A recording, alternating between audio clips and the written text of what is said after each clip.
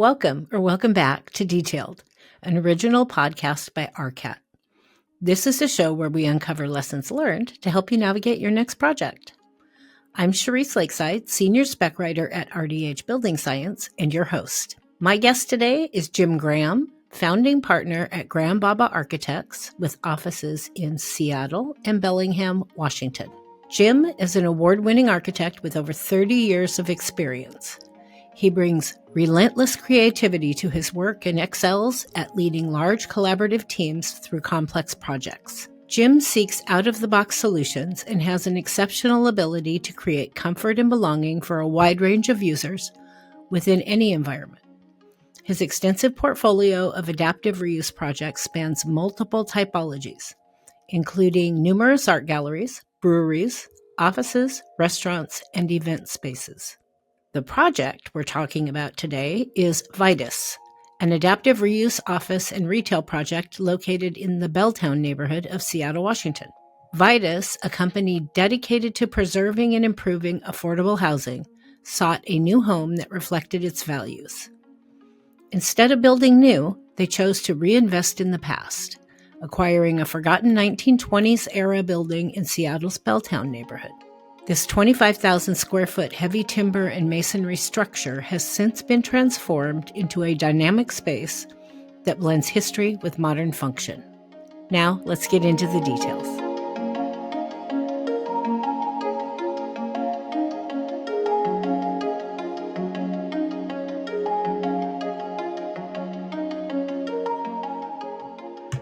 Welcome back to Detailed. My guest today is Jim Graham, founding partner at Graham Baba Architects with offices in Seattle and Bellingham, Washington. Returning guests, first time for Jim, correct? Yeah, that's correct. Remind me, I'm losing my mind. But I think Graham, yeah, I might be losing my mind too. Oh, great. See, we'll get along just fine. Graham Baba's been a guest a couple of times before, and they do such great projects. We're always door wide open to have you back on the show. Thank you. The project we are talking about today is Vitus, an adaptive reuse office and retail project located in the Belltown neighborhood of Seattle. Jim, it's great to have you on the show. Back Thank you again for in the having house. me. Welcome Yeah, to thank you. Detailed. How are you? I'm doing well. Thank you very much. Good. I'm glad to hear that. Well, we're going to get right into it. I always start with an icebreaker question, just partly because I'm nosy and like to know a little bit about my guests and just to Okay. get us warmed up. So the question you get today is to tell me about one moment in your life, personal or professional, that really inspired you. That's a good one. A lot of them do, and I seek those moments out. One that's actually recent. It was last October. I rafted the Grand Canyon, and the scale of those spaces were really awe-inspiring. And it gave some scale to the projects we do. What we think is a big project is insignificant relative to that. The other part of it was also the time scale. It was really, puts you in your place on how long it takes for that to happen and how, quickly we move through the world in that sense of time. Well, it doesn't compare to the Grand Canyon. I have done some whitewater trips down the Deschutes that were like a couple days long. Yeah. And there's some beautiful, again, dwarfed next to the Grand Canyon, but some beautiful places, especially where you're floating and not fighting with rapids. And Yes. it does put the world into perspective a little bit too. What's important and what is so much bigger and more notable than us in our daily problems we get all wrapped up in. Yeah. And now I'm jealous and I want to go. Yeah. And since the time on the river, you can't rush the river. It moves as fast as it does. And the duration on the Grand is 21 days on the river. So it's a big chunk of time to get into that same river mode. Wait, so you did the whole 21 days? Oh, wow.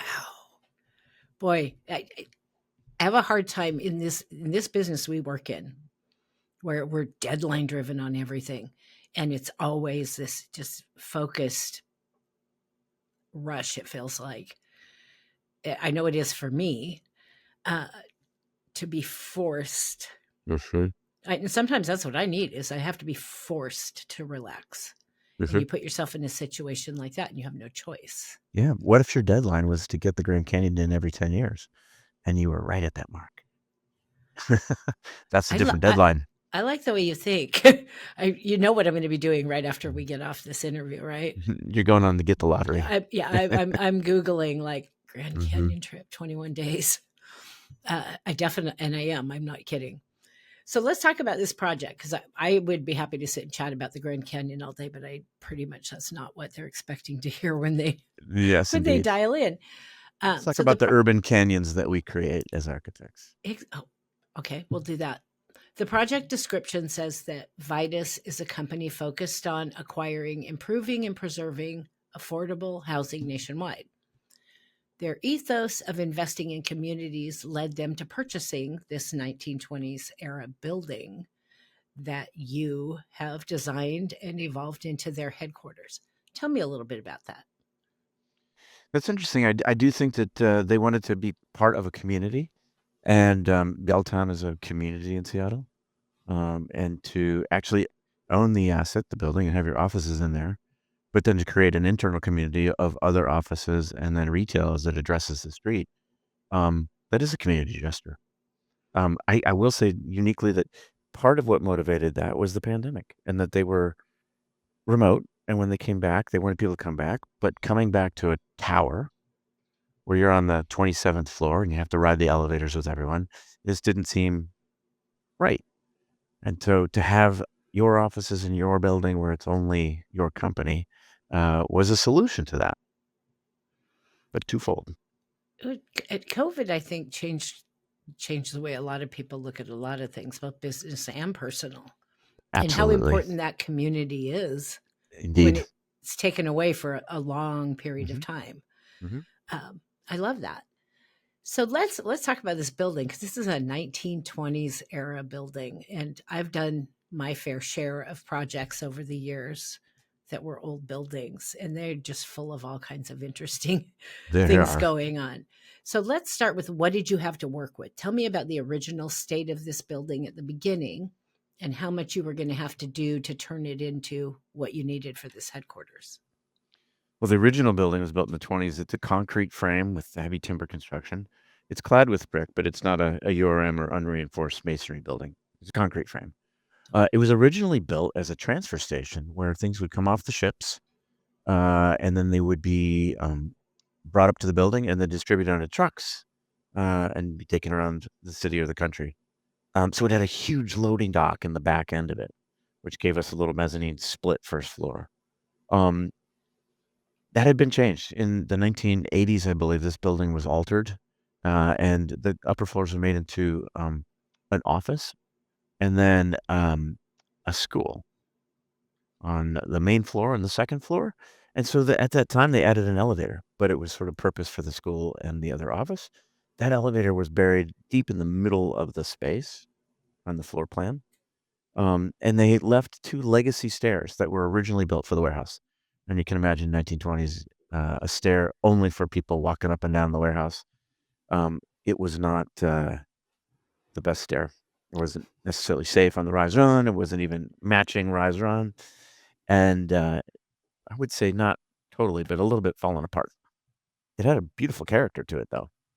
It was also there was a freight elevator in the rear spot that was taken out when this passenger elevator was put in.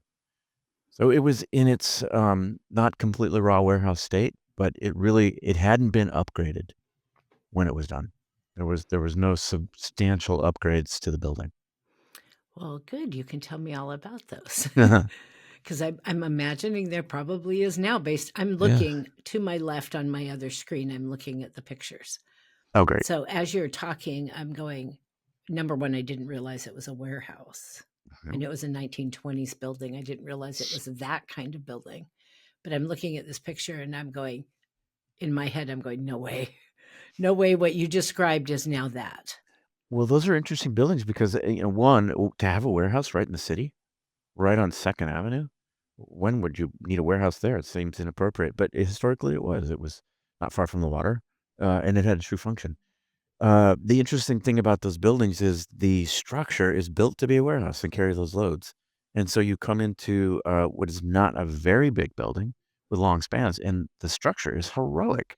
Huge timbers that are way overscaled for what they would need to be if it was an office, which is great because it gives you that character, that embedded character of what the old wooden frame. Also, concrete walls that were board formed because of the age of the building. And so they have this beautiful horizontal texture. Um, and that's part of the given character. Well, I mean, in heavy timber construction is all the rage. Now, apparently somebody already had that idea. Oh, yeah. Everybody talks about it now like it's a new thing, but it's clearly not. Yeah. I would imagine that contributed to having the ability to get really creative with that and bring that beauty back out. Yeah, it does. And interesting thing is that these old buildings, when you start to crack them apart to adaptively reuse them, you have a lot of materials that you can mine out of the building. Right? You're removing a stairwell that's made completely of wood. Not just the riser onto the treads, but all the walls are layers of wood because that was an old school fire protection. A firewall was 2 layers and 3.5 inches of solid wood. We're taking that out. We're just going to mine the building for all of the old wood and put it back in. I love that. Mm. So tell me, what were the client's goals for this project? That's good. They had a simple goal is to move their office into the building. The building is much larger than their needs. And so we tested it on the second, third floor. That's a little too big. But they really wanted to take advantage of the roof. And while they didn't need to add more space to the building because it was more, there was an opportunity to put a penthouse up on the roof so that we could get 2 outdoor decks that were a part of the work environment. And so the addition is a partial floor penthouse that would be the fourth floor. And so the third and the penthouse are their offices. Beyond that, it is space that they can lease to other offices and then retail spaces on Second Avenue. So prime mission was to house their offices and then to improve the building for other tenants to come in. Well, That that's a smart community. smart move too. It helps you pay for the building Yes, it does. instead of I mean, I did a interview not too long ago with a contractor here in Portland that built their own headquarters, Mhm. um, and which is nothing wrong with that either. But it's great if you can combine it where you can get passive income Yes. and still have your space. So give me just a general outline at this point of the building updates that you plan for this building. Well, like I said, it did have an elevator, which is in common when we come to these buildings and you're going to adaptively reuse them, change of use, substantial alteration. There might not be an elevator, and that accessibility is required. This one did, but as I said, it was deep in the middle of the building, which takes a lot of space from usable space on that first floor that could be rented. And so we wanted to pull that elevator close to the entry so we could have a small lobby and gain more space for usable on the first floor for retail. Great. Well, that old stair I talked about, that's a terrible way to enter the building. It also delivered and entered to the sidewalk. So you didn't even come into the building. So we knew that we wanted to rebuild one stair and do a new elevator and pull them all forward. So the big move, I think, was the vertical circulation. And it rips all the way through the building to the fourth floor because now we had an elevator, but we're adding a floor. So the old elevator didn't get to the floor that we're building. So that and the fact that it was placed in the middle necessitated a new elevator. So you just triggered. I didn't warn you that I go down rabbit holes.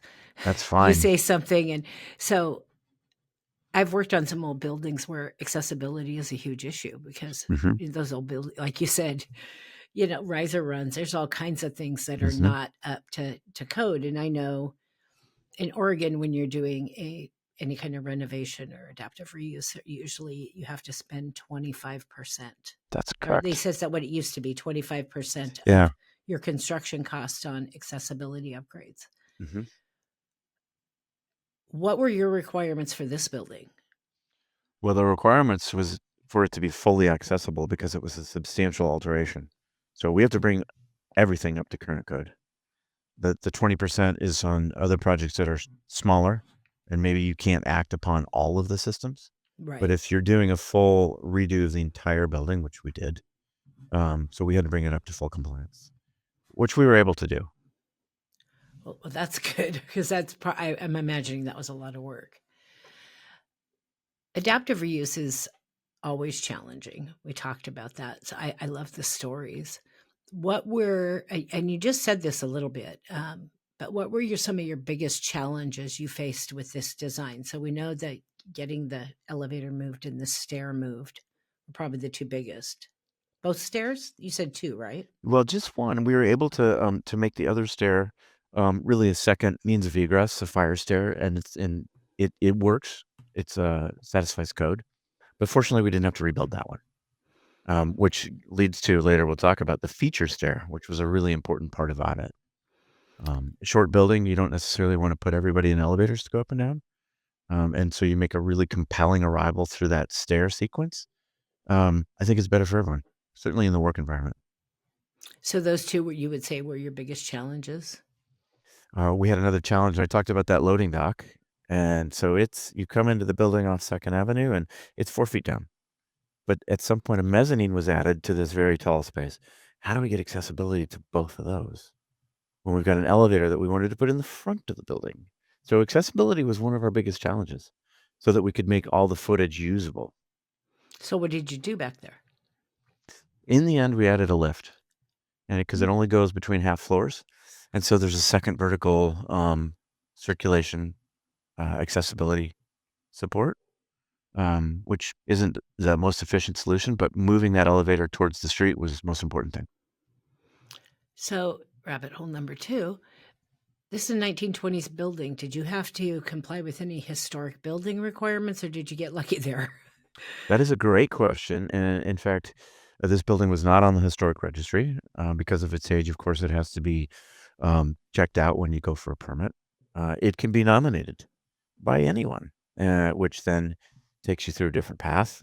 And so we had we did not need to take advantage, or a decision was made to not take advantage of tax credits if it was on the registry. So we wanted to not be encumbered by rules that might follow that, but follow everything that could take it to, and honored the history of the building and certainly the appearance. That was part of the what attracted Vitus to buy the building. So no, we did not have to deal with historics, but there was a point where we said, should we self-nominate, or should we allow the risk of having someone else nominate as we go to permit, because it is a public process, and Right. someone could do that. And it sounds like they did not. We did not. I've done some historic work and it does add a completely different layer It of does. administration and opinions about what needs to happen with the building. And it's not always easy. Yeah. And as far as the historic nature of this building and its role in the neighborhood, even, it's a handsome background building that is a good model of a working building from the 20s. But as far as a special feature that's historically significant, it's not. I don't know why I write a script because I just start talking to people and it's like, wait, I got to ask this question. So I'm in Portland, Oregon, physically in Portland, Close Oregon. neighbor. Yep, close neighbor. Well, my son lives up in Seattle. He just moved up there recently. We're in earthquake country. Yes. And structural reinforcement on old buildings is always a huge topic of consideration here. You want to touch an old building, that's the first thing you're looking at is what are they going to make us do? And can the budget absorb that? Did you have any special requirements, or did you get lucky that you have a really great structurally sound building? You asked the perfect question before, and so one challenge was accessibility. The other one is seismic upgrade, and that had not been done to the building, and so there's a lot of basic features that have to be taken care of. So the in plane, out of plane anchorage for the roof, all the floors, that was easy because we were putting in new floor finishes. We do it from the top, and then we can expose the timbers as the ceilings from underneath.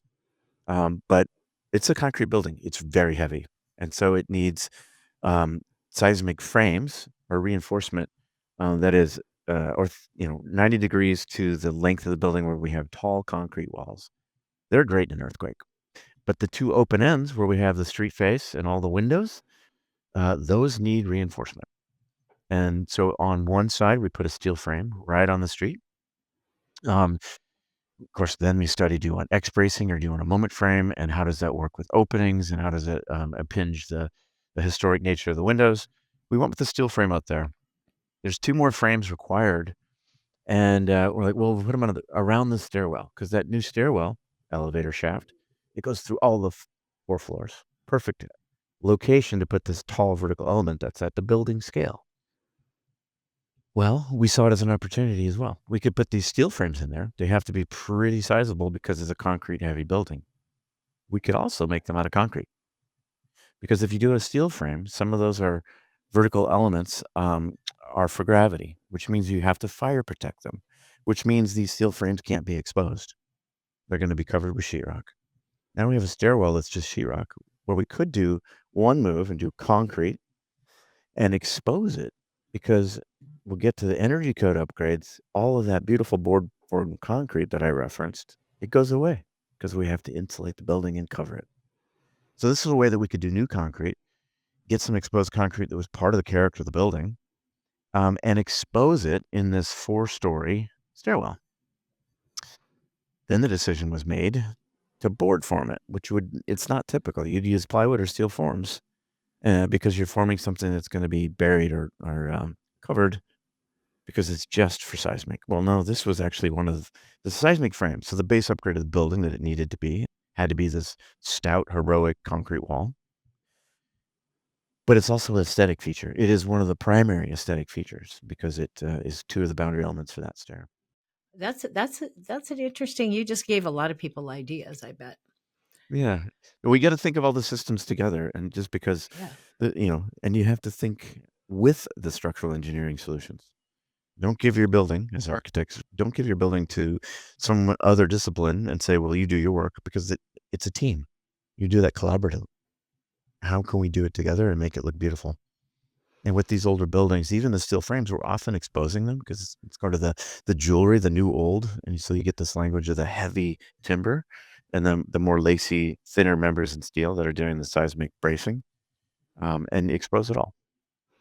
Well, one of the things I love about this conversation so far is when you're working on these old buildings, you're going to have all kinds of things you have to touch. Mhm. And the message of don't be afraid to think outside the box, Mhm. to look at a different solution that might not be what you would normally do in a building like this. You can, like you talked about, this concrete reinforcement. Probably most people wouldn't even think to do that, or consider that kind of option. But it sounds like it looks fantastic. Yeah, it's great, and it's a great vertical gesture through the building. Now, the owner only occupies the 3rd floor, and then each floor will only get to experience it on one, except for in the stairwell. You get all 4 floors, and so it is this vertical gesture, um, that then has a skylight on the top, so it's flooded with natural light, and it grazes the board from concrete as it comes down. And again, this compelling stair that goes 4 stories that you'd rather have people walk the stair than take the elevator. So let's get a little more detailed about the design. We've This talked is broadly, um, and you did a lot here. Outline a few of the unique spaces and features in this building. If I walk in right now, tell me about some of the things I'll see on each floor, and your favorite stuff that you want to share. Yeah. I'd say floor 3 is sort of the working floor for the offices. It has several private offices, and in the center is an open area with many open desks, collaborative. On one end, where there's beautiful views out to the sound, is a conference area, not a conference room, conference area. And on the street side, Second Avenue, there is a conference room, more of a formal conference room. But it's bound in glass, steel and glass, and that detailing is of an era that you might find in the 1920s. The original windows in the building, which were not there when we got to the project, would have been styled in this, steel sashes and small glass panes. And so it was a way for us to add that character back in that speaks to the history of the building. And the conference room then lets natural light from 2nd Avenue deeper into the building to that shared office space. So floor 3, it's really the working office. It's pretty standard. I'd say the unique feature is the penthouse, the 4th floor, which is still part of the office. But if you went up there, it would look like a beautiful penthouse private residence. There's the key conference room up there that opens both to the interior and to the exterior decks. And then there's an open area where it's more like co-working. It's a lounge. They can have all office meetings. And then there's a kitchen to support both that conference room and that other area that does actually feed directly out into the deck. The deck to the west, which at the top of the building overlooks the sound. Fortunately, there was no building behind us. Now that missing tooth on 1st Avenue at some point might be replaced and they'll lose that view. But fortunately, the zoning changes at the alley. So we knew that the buildings that they would build west of here would have to be lower. Oh, that's smart. And That's we really needed smart. another move at that penthouse is we needed to set it back. Now, we didn't need to required because it's not a historic project, but we wanted to be sensitive to the old building, the proportion and scale of that 3-story, what appears to be a masonry building. And so we set the penthouse back about 12 feet. So you can't see the penthouse from the street, which afforded the co-working open area space a small deck on the east side that is actually buried in the treetops of the large street trees on 2nd Avenue and has a beautiful view of Space Needle.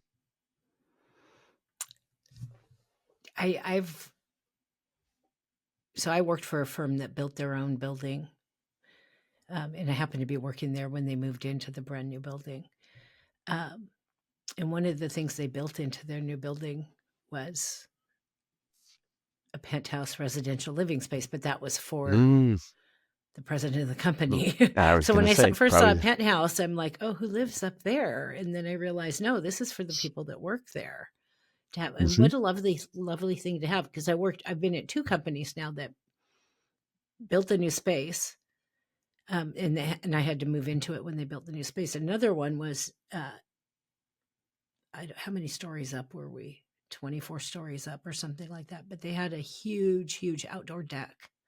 And when you're holed up in an office for long hours, like we typically are in this business, to be able to go out on that deck overlooking the entire city of Portland and sit and have lunch and just get some fresh air, and the street is far, far away. Absolutely. That was the goal of the penthouse, is that the employees could almost like a lounge on the 4th floor, take breaks. That's where they have lunch. It's also seen as, and not uncommon, we've done this in other projects, also large residences.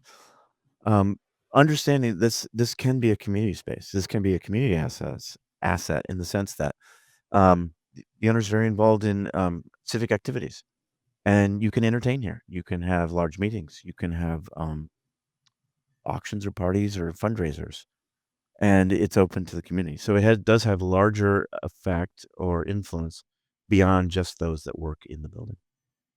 I really appreciate that. So on the main floor, I know that there's retail space down there, and I'm guessing you pretty much designed to kind of leave it open. But what'd you have to think about to have that? Did you know in advance who was going to be moving in there? I mean, I know oftentimes you No, don't. So what did we you have to don't. think about in design to make it have the right services and everything to accommodate different types of tenants? That is a great question, and I would say it was informed by 2 things. One, the slope of the street, and 2, the occupancy of each suite.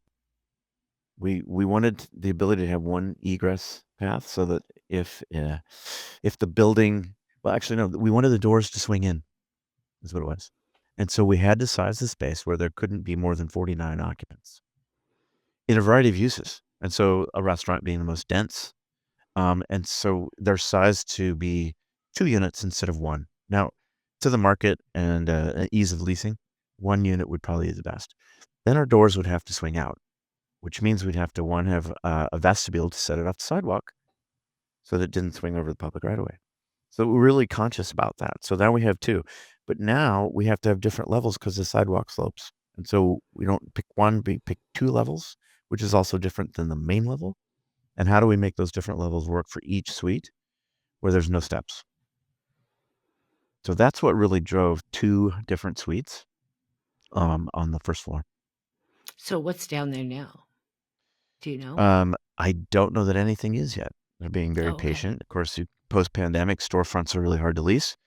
And I think being patient about what tenant does go in there is important because it will be your neighbor as you are on top. Oh, I couldn't agree Yeah. more. Mm-hmm. The first office I ever worked in was above a bar. Aha. And it was a popular lunch spot. They made great burgers.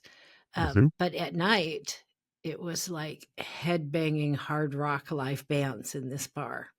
Just like your neighborhood pub kind of thing. And my office was directly above it. And I Ah. will tell you something, when you're working late, it's really hard to concentrate on specifications Mm.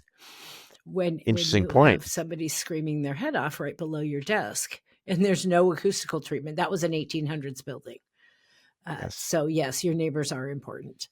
We had a similar experience where our first office was below an Italian restaurant. And it was good and bad. It was good because if you're working late, there's this convivial activity and it's not you're holed up in an office ball by yourself. It was really fun to be there. Problem is it was an old building as well, and those floors are a little leaky. So if someone spilled a glass of wine, it came right down in our office. You might Oh, find your keyboard no. full of red wine in the morning or a architecture model. But I guess that's the price you pay.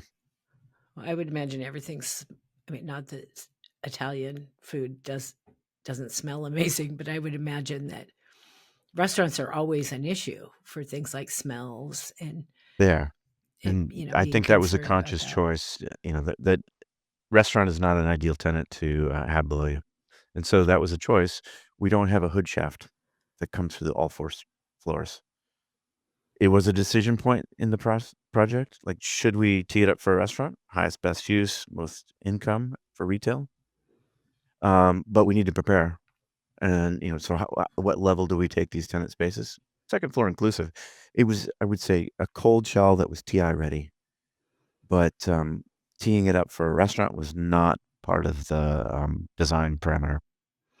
Well, that's funny because that's one of the things that triggered me to ask that question, because I knew you said retail on the bottom, and usually whenever anybody says retail on the bottom, there's some kind of coffee shop or restaurant or Yeah. something.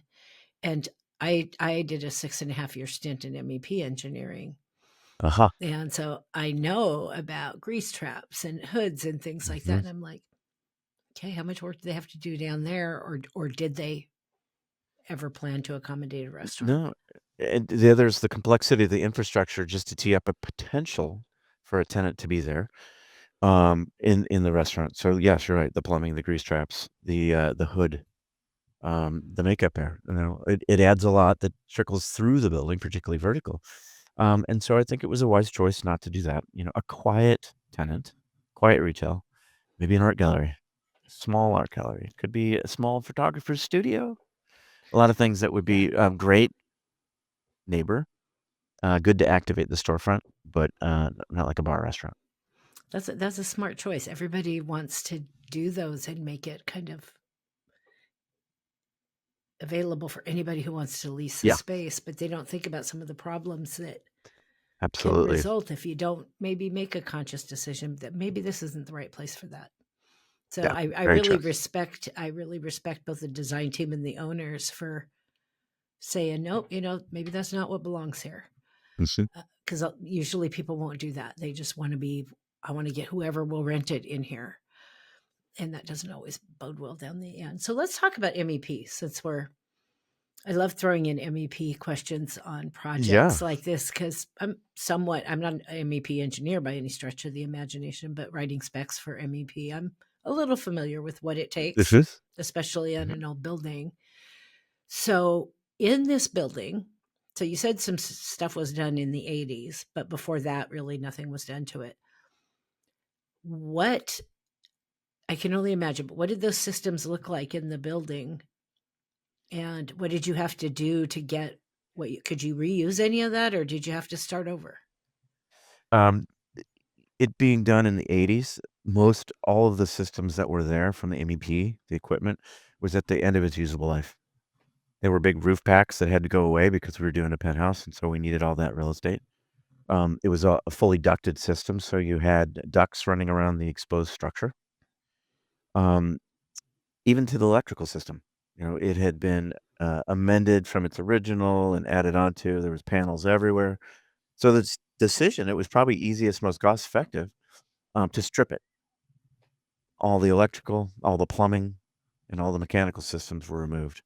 The only thing that was left was the fire suppression, and it was fully sprinklered. And we left that all the service in, and modified only what we needed to and added to it. But I think it was a good choice because we could run clean electrical. We could run it where it needed to be. We could size all the appropriate panels for floors for what the uses are going to be. We had to distribute plumbing to more spaces because we added a lot of bathrooms. And mechanically, we decided to go with the VRF system so we didn't have ducts running all over the space. We've got some VRFs to get the fresh air in, and we've got exhaust for the restrooms, of course. Concealed all those, but when you walk in, you don't see ductwork competing with the logic of the exposed structure. And so that made all electric units. There's no gas to the building. So we really pushed, you ask about sustainable efforts, and just going all electric was a big one. That makes sense. I was thinking that he's got to tell me they gutted it for MEP. We did. It's Yeah. like, I don't know what else you could do. And we were doing enough work that it's actually easier. It's cheaper because you start with and then for the building, this is reuse, this adapter, it has a baseline that's all new rather than like, well, a mechanical system will cobble together, but we have all new plumbing and they're aging out of sequence. And so it makes for a lot of work. And maintaining those systems when they're not of similar era can get complex and expensive. So the enclosure on your building, it's a concrete building. It's a concrete building. But there are holes, there are windows, there are old buildings leak like a sieve. Typically, when it comes to energy, what things did you do to make this a tighter, more energy efficient building than it may have been before? Well, particularly on the west facade, we had all new windows. We did leave some of the legacy windows because they were not as old. They were double pane, and we made the energy model work. It's super insulated on the roof because we had an interstitial space that we could do a lot with. More on that later from mechanical. And then we had, the walls are sealed. It's a new envelope, we'll say, even though it's a concrete frame with old legacy openings. So I have to ask about this. I've been waiting to ask this question because I'm really interested in this. Tell me about this custom 4-story motion activated light fixture. Interesting. And I always correct people. It's not a light fixture. It's an architectural feature. And that's only because, and it is, it's an illuminated one. If you call it a light fixture, it has to do all the heavy lifting of illuminating the stairs, full time, exit, foot candle, etc. We have lighting that does that. And this, again, a compelling stair that you want people to ascend rather than take the elevator. And it hangs 4 stories from the top skylight. And so even if it's not illuminated, the shadowing or just the individual pieces of this composition, you circumambulate as you walk up the stair. And it's just about making that space, that stair, more interesting. Like I said, the big move through the building is this 4-story, both circulation and also structural move. So everything we could do to make it even more beautiful was the goal. Well, I'm looking at it right now, and I am guessing with that skylight above that even if that's not illuminated, this architectural feature, not light fixture, Yes. that light hitting, what are those made out of? They're aluminum, Aluminum. polished aluminum, and wood. It's a sapele or mahogany. It seems like Yeah. they would help kind of distribute that light as well. They do. I'm just And then guessing you here, speak but it of looks like the skylight. It's this vertical element. This is an egress stair. It's a fire stair. It's fire rated. At the bottom, we opened it as much as possible and put fire glass in there. These shutters close with the fire alarm system. But that then puts natural light from above in deeper into the middle of the space. So you're not walking from the street towards darkness. You're walking towards light. I always like to walk towards the light. Yeah, It's a better yeah. place to be. It's a quiet invitation to use the stair. I would go up the stairs just to look at that, to be perfectly honest. That would drag me right over there. And what's interesting is it's controlled so as you walk up, it illuminates with you. Oh, Right? nice. And so if you come in on the fourth or the first floor, they light in sequence all the way to the top. If you come in on the second floor, they light from that floor up and down. Oh, So wow. it's responsive to the person in it because it's not on full time. It's only when someone's in the stairwell. This is like totally okay. I'm going to come up there and I'm going to go into these offices and say, I just want to go run up and down your stairs a couple times. I want to play with the Come up and we'll lights. give you a tour. Okay, I will do that. So we talked about the penthouse a little bit, but I have a feeling there's a little more you're going to tell me about this penthouse. So you told me already the purpose of the space. You hinted at some insulating that you did under the penthouse in this interstitial space. Tell me more details about this penthouse. Well, so we have a building that was originally built as 3 stories, and the roof structure is roof structure. It carries only roof load. So when we want to populate that with people, we have to upgrade the capacity of that structure. Also, you need to drain the roof so that the rain goes somewhere, and it goes from 2nd Avenue high all the way down to the alley low. It has a couple feet of slope. Well, you're not going to stand on that. And so we had to raise it high enough that there was clearance for structure on the street side, which gave us a lot of room on the alley side, which then gave us a lot of room to run electrical, piping, refrigerant lines in the ceiling of the 3rd floor, which is the primary owner's office, which allowed us to keep it free of clutter. We have exposed structure. We don't have any exposed conduit. It's all in that interstitial space. That So is unique for a building like that. It's it really is when unique. it is, and we wanted it to be as clean as possible so that just the purity of this wood structure read. And I think we were really successful in that manner. And to that Sounds extent, like there's some lighting features that uplight from the timber structure and accentuate the layering that you get there. And then bounce light off of that warm wood and distribute it. So essentially the ceiling becomes a light fixture.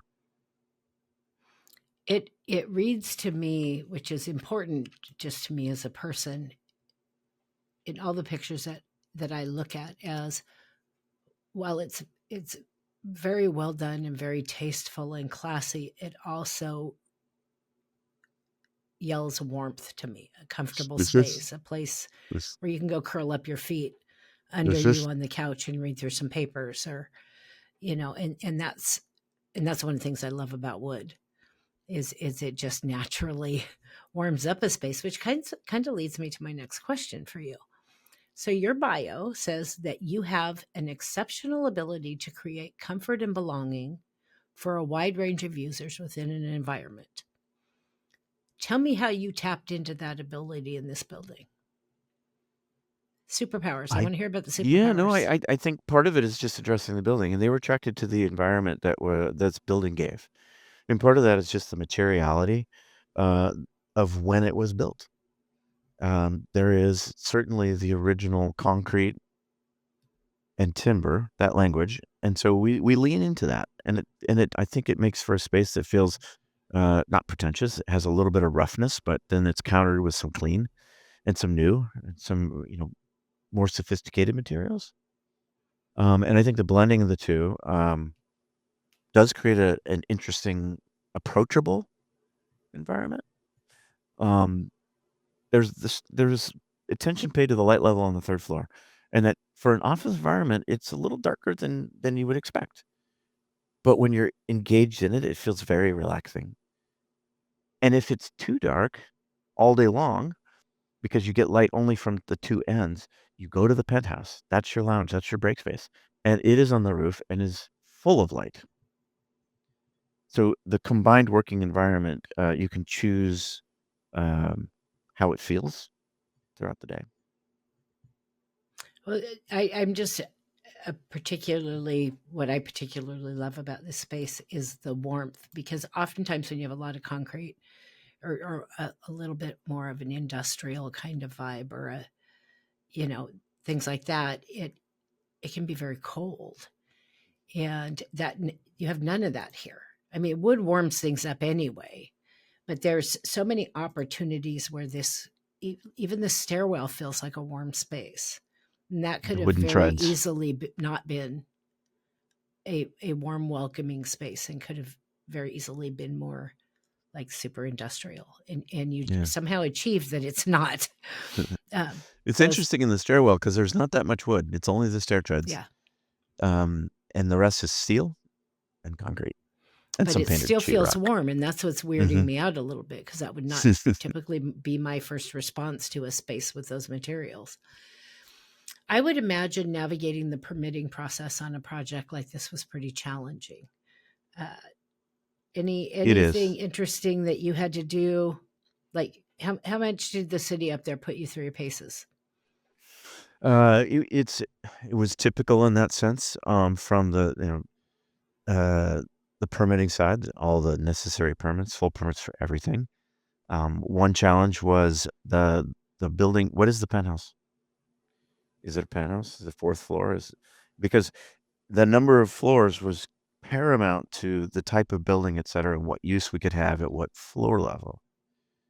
Now we talked about the alley being one and the Second Avenue being another, and then there's mezzanine. So which one is actually a mezzanine? Which one is a step in a floor? Which one is actually a separate floor? And is one a basement? It's lower than the first floor, goes out to the alley. So I think that was the biggest challenging is convincing the viewers which was a floor, which was a mezzanine, which was a basement, and how many floors there were in the building. Sustainability efforts. What did you do to make this building sustainable? Um, Specific. well, I mentioned one is that we went all electric. Made a conscious decision not to bring gas to the building, and I think that is a good one. Well, we brought it up to the current energy code. Material choice, I think we were wise about that, and sourcing the materials, reusing materials. The entire elevator shaft, clad in wood that we mined from the building. We were throwing very little away. We reused the heavy timbers that we took out to put that four-story in for other timbers that we needed to add. Even since we had one left over, and it's a bench in the first floor. Those are minor, but they are very much saving things from going to landfill. The embedded carbon in the wood is kept in the building. I would Um, imagine also stripping out all the building systems alone was a huge sustainability upgrade from whatever was there before. That alone makes it a shining star, because yeah, something that old was not running efficiently. no, no, There's no way. no. It's efficient building that's got only systems that are to current energy code and beyond. From a design perspective, what would you say was the most difficult challenge on this building, and what did you personally learn from it? Well, one challenge that we had was how to mix the penthouse and the third floor so it felt like it was one office, and they are different spaces. And it was a challenge, but it was also an opportunity because typically we don't design office environments to that level of finish and sophistication. It feels like a private residence, intentionally, and it's very elevated. Um, while it was a challenge, it was more of an opportunity. When I looked at the But pictures, I have to say that I had to go back and wait, what am I doing an interview on again? Because I started looking at pictures. I'm like, wait, I thought this was like a some kind of commercial building, Mhm. and it looked like a residence, like a high-end Yeah, residence. And then I yeah, went back, okay, this is an yeah. office. That's a cool office. It is. It is. So we don't have a lot of time yet left, but I have to ask at least one construction question. Yes. So construction, especially on old buildings, there is always some great nugget of a story of some crazy thing you encountered, or just something you didn't expect that came up. Tell me about one interesting thing that happened during construction on this project, or one challenge that you encountered that you had to find a workaround for. Well, I think with old buildings in the structure, you can draw it as well as you can, and you think that it's laid out in some regular fashion, um, but it's not. And so as you do your demo and you start measuring things and you start finding structure that was buried, it might reveal something very different than you had assumed. Sometimes you uncover things that were there historically that you didn't know. Um, I think one of our biggest surprises was that the adjacent building is feeding their sprinkler lines off of this building. And what a challenge when you're trying to work on the sprinkling system, because you take down their system too. And whether or not we could separate the systems and how that would work was discovered during construction, and we worked it out, but it was never would have thought that was the case. I hear more. There's a church in New York I did an interview on. They started doing this major remodel, this incredible church, and they were finding literal artifacts inside the walls from, Mhm. I don't even know how many different renovations over the 200 plus years or whatever that church has been there, but just stuff that they were like, they had to like stop. Like, these are artifacts. We have to see what we got Yeah. going on here before we start ripping anything else out. Well, I would say that that's also the exciting thing about, reusing buildings and discovering things. And that, when you find something that you didn't expect, is it a problem? When something doesn't work out, is it a problem? Well, it is a design opportunity. And the number of projects we've done, we've run into countless problems. But if you see them in a different attitude, they're a design opportunity. And the solutions can actually be more creative than if you start on a blank slate. Hidden Sometimes that treasures. solution they are, and the solution is about designing through the problem to create the opportunities. Sometimes that can simply be the budget, and so you have to rethink how you approach um, items that you thought were once precious, and you have to remove them. But that Yeah. leads you to another solution. So before we get to our two closing questions, this is your opportunity to tell me what Grandbaba has going on that I can look forward to calling you again and saying, okay, come tell me about that one. Mm. What do you have on the boards, so to speak? We have a lot of exciting adaptive reuse projects. Uh, one really exciting one that I'd love to show you once it's done and opened is an adaptive reuse of a fish processing plant. Well, it I doesn't smell like it used to, but it certainly did at the time. But there was a 30,000 square foot freezer. The whole thing was frozen. It's 2 stories tall, one volume, 22-foot ceilings, and no windows because it was fully insulated. It was a freezer. It was frozen. When they thawed it out, part of the roof came down because the frozen structure was still stable, but when it thawed, it wasn't. And so we cut apart that building. We added a floor inside it. We put skylights on. We put windows on concrete panels that we dropped, and sort of opened up this closed box. So that's an exciting one that's going to be finished soon. I'd love to show you that one. I would I'm part of me wants to ask now, but then part of me wants to be surprised of what they're using it as now. Don't tell me. I'll be surprised when Be you come back on surprised. the show and tell me about it. Absolutely. So our two closing questions. The first one, I always pick some broad industry question beyond your project and looking for a little bit of your wisdom. So my question for you today is, what would you say are the top pitfalls in adaptive reuse design that design professionals should be watching out for on day one? Um, I guess the hubris to think that you can understand fully the building before you start to act on it, and that you need to prepare yourself and maybe stay close to the net on some of the commitments, and that then the building's working as a partner instead of you overpowering the building and saying, no, you will do this. We will cut you apart this way. You can learn from what the building wants you to do to it. And I think that's an important way to approach the adaptive reuse projects. also thinking outside the box is just because it was used a certain way or things were a certain element, they don't have to be that. They can be repurposed to be something completely different. So, final question, easiest question of the day. That was sarcasm.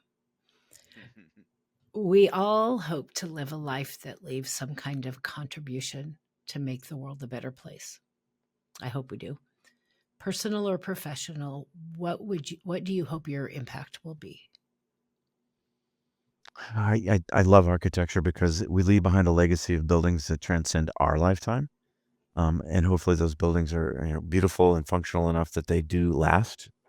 And then, just as we adaptively reuse projects, hopefully ours will have the same thing done to them when the use changes. And that they can be a model of how to do things right or how to do them better that others will follow. Hopefully it has a catalytic effect on neighborhoods, cities.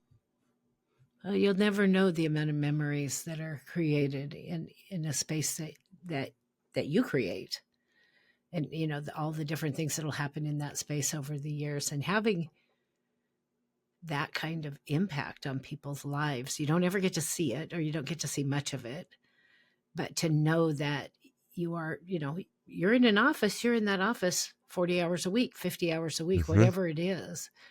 Mm-hmm. You're spending a good portion of your You awake are. life.